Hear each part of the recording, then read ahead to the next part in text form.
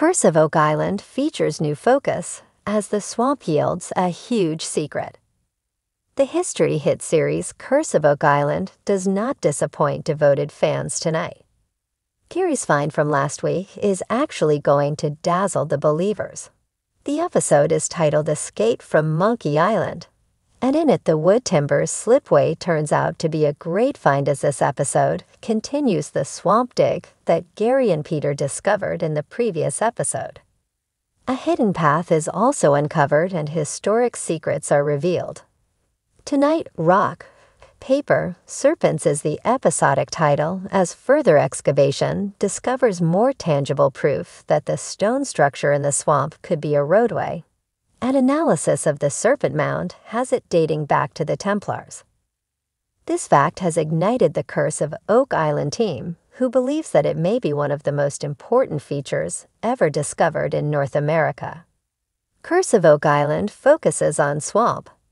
Episode High on the Bog aired before Christmas, and the war room was abuzz as Rick praised Aaron's sleuthing, and all the team as the video conference was a hash over the turnaround moment, as Aaron's theory about Zena Halpern's map proved to bear fruit. Aaron shared a theory based on Zena Halpern's old map, where boulders might have been strategically placed as markers.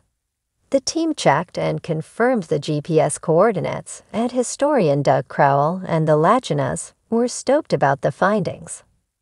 This is now a new search for a vault not to be found in the Money Pit, but elsewhere. Aaron has focused now on Zena Halpern's La Formule cipher, which first debuted in 2016 with academics trying to decode it. The angles head northwest from the Money Pit up through the corridor to a chamber. Aaron posits Zena's map has been pointing to the vault all along. On this episode, we also had a little recovered coin chat with Doug, Craig, Gary, and the Laginas, and learned that the Chinese really did not travel and kept to themselves, unlike the Vikings, English, Spanish, and Portuguese.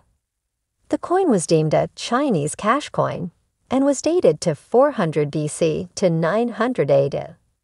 The plot thickens as just like the other ancient finds, like the 14th century lead cross, was this coin dropped by an explorer or left by ancient peoples who traveled from the east? Terry, Steve, and Brennan were working out in the field and filled in Rick Lagina on the new drilling spot. The guys examined the drill core sample, and Rick told them to keep their minds open to any possibilities. A significant find.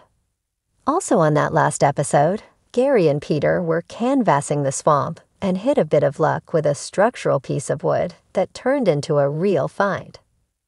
They called in Laird, Alex, and Rick to examine the timbers and new feature near the Money Pit.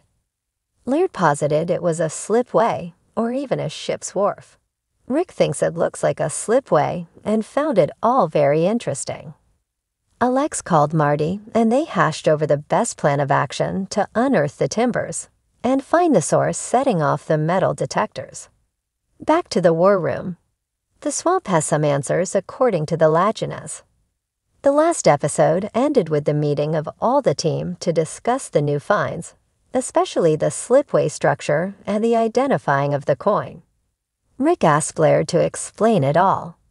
Marty is impatient and wants to see the structure whole and out of the muck. A plan is hatched to potentially drain that section of the swamp to find more. The 225-year-old hunt for treasure continues, as they are convinced that people before them who were searching were there for good reason. The discovery of a possible slipway in the swamp reinforces the team's eagerness to excavate further.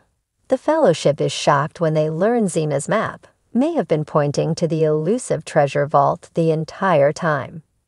About the series in Season 8. As the world remains gripped by the dangers and challenges of the COVID-19 pandemic, Rick and Marty Lagina, along with their team, are back to fire up their unraveling of the 225-year-old Oak Island mystery. The significant discoveries made last year in areas never previously searched, as well as at Smith's Cove, in the Money Pit, and in the triangle-shaped swamp, have served as the fuel to keep the all searching.